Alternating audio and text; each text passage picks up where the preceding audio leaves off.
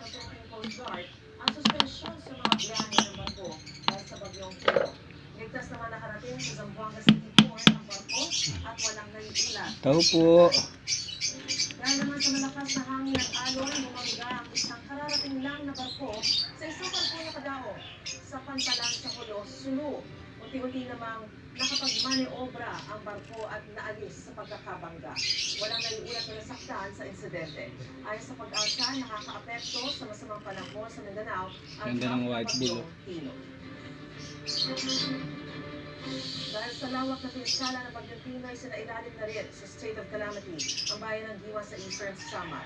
Base sa tala ng Municipal Disaster Risk Reduction and Management Office, mahigit 9,000 residente o mahigit 2,000 at 500 pamilya sa pilitang inilikas. Inaasahan makatutulong ang deklarasyon ng state of calamity para mapabilis na pagtugon ng local government sa mga pangangailangan ng mga naapektuhan ng bagyo.